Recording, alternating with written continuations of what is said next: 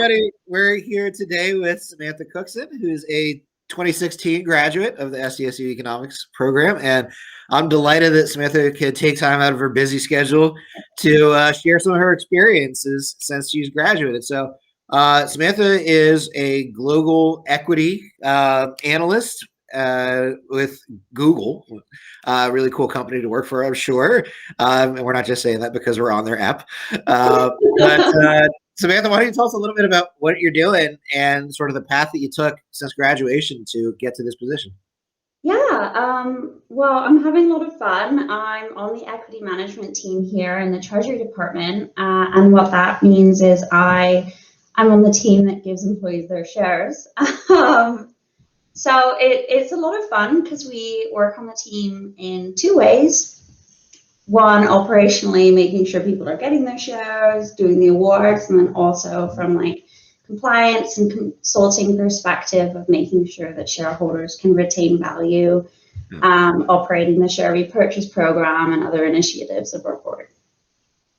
Yeah, and I kind of fell into it, actually. Right when I left university, I wasn't ready to join the real world yet, so I was a waitress in London for a couple of years. And then when I was ready to jump in, I joined PwC on their global mobility team. So there I had another two-part role where I was doing tax compliance for people that moved between countries in and out of the UK, but also designing mobility programs for companies that wanted to move people around the world. So that was a lot of fun. I would just jump in with a question here. So I think it's fascinating that, you went and, worked a couple of years, waiting tables. I also did this, pay my way through grad school. But I think a lot of our students maybe are worried, oh, if I go and do something like that, I'm not going to be able to go back and like kind of work on the career path that I wanted to do. So did you find that it was kind of a challenge after you had spent, a couple of years, you hadn't done, everybody thinks, okay, I've finished college. What's the next thing to do? And so you kind of didn't have that sort of pathway. You took a couple of years, did you find that that hurt you? Did it help you? Did it get you gain any kind of perspective from doing that? Yeah, well, I was, I'd done my study abroad in Belgium, so I wasn't ready to come back to the US yet. And it wasn't, so to move to London, I couldn't just jump into a scheme there.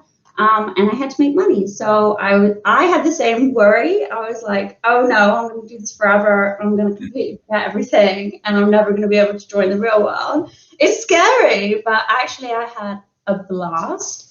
It helped me so much, particularly because I joined a consulting firm where I was client facing. So how do you problem solve on the go? And one of the beautiful things about an econ degree is that economics is actually kind of life, right? So it's how people make decisions, why they make decisions, and then it's very easy to translate that, even from an industry such as waitressing, into designing mobility programs for companies, because you learn how to interact and what kind of what's the bases of people's decision making. Yeah. So it's okay. Cool. Yeah. Something else first. Absolutely. No, I'm sure that's comforting for a lot of people to hear. So what is a mobility program? Yeah, so it's actually really fun. Lots of companies, for different reasons, whatever the culture is, they move their employees around the world. So one, there's a huge portion of that is tax compliance, tax treaties. All of a sudden you're working in two countries, so how do you support the employees? But from an overarching way, it's expensive to move people around the world. So you want to find out why you're doing it, what your employees need. It's kind of like, are you going to start a new section of your company in a new country, or are you sending a VP into a place that's been quite successful and they want to learn from it? So, and building that in a scalable way. Yeah. And it actually, reflects a lot of the research studies you spoke to us about, the migration patterns of people. It's like that, but in the real world. Yeah, no, we're laughing because that's my research focuses on migration, but certainly and if you've taken a course in, international trade or even just macro or anything like that, I mean, this is dealing with so many different things, computing costs of living differences between places, obviously different laws and tax laws. And then, the decision by a firm, should you have another affiliate in another country or should you license with another firm? And, there's so much that goes into this. It's just, is straight out of, what I'm thinking is happening in our econ classes. So I guess, it sounds like it, but do you feel like you're using your econ degree in your job? Oh, absolutely. Yeah. Even taking those 2 years off, going back into it, I mean, when you take classes you're really passionate about, you remember from them. And then when you kind of build your career, you build onto a lot of the theories that you had and that you learned about. Like, I remember when I was first learning about mobility programs, I literally remembered Professor Morales's class on international trade and policy, because that's all the things that you really need to think about. And yeah, it's just kind of very exciting because it's something that you can always refer to, but it's interesting because the more you learn, the more you think, oh my God, what I learned was useful, even though you knew it would be at the time, but you get to understand it a little more as well. Yeah, no, it's one of those things where it's a lifelong process, right? And so we try to give you the tools to be successful, but honestly, you're going to be applying them, and I'm happy to hear that you are applying those, not Yeah, just the anecdotes, things that you got from the class, but just that idea of thinking like an economist, of making exactly. decisions at the margin, of understanding scarcity and how people are making those decisions and facing those things. Yeah. So let's say there's a current student that wants to, pursue a similar career path to yours.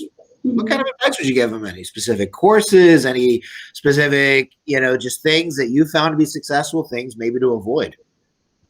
Yeah, I think looking back on myself, I went from tax and consulting to stock plan administration. So it's two very, very different like industries in a sense. And actually looking at my friends in the econ program is the same thing. We've all ended up doing lots of really different things in different industries. And that the purpose of that is because what you learn is very agile out in the real world. It's very foundational. And I think what I remember most from the classes that I took is that I just really enjoyed them. I like going to all the speakers. I like doing all the books. I love the class discussions. And the more you kind of take different subjects and learn what you like and what you don't like, it makes it easier to get onto a career path that you can find passion in, and that's what employers are looking for. No, that's really great advice, and do what you like, right? Exactly. Yeah, because I mean, Easier said than if done. you're miserable at what you're doing, honestly, you're not going to be very good at it. Exactly. Yeah. Exactly. Yeah. Other words of wisdom you'd like to share? Just have fun. Like I said, do whatever you can at uni. It's your chance to do it. I mean, you're paying to go to university. And the best thing about San Diego is I remember my mate, who's my roommate, she's a huge Chargers fan. And when the Chargers left San Diego, she said, well, no one is from San Diego. People come to San Diego because it's the place that they want to live. And one of the benefits of that is having professors and other students, even international students, you can learn things from. So I'd say just do as much as you can while you have the opportunity to Yeah. do it. Yeah, and just I'm sure it sounds like that network that you developed at the university, you're still in touch with, and that's still part of it. So yeah, no, thank you so much, Samantha, for taking the time out of your day. It was really wonderful to reconnect with you. I mean, Yeah, I you too. remember fondly your comments in the classes you took with me. We didn't always agree on everything, but I really appreciated the ways that you made your points, and it was very happy to see you doing so well these days. So thank you so Thank much. you so much. You too. Well,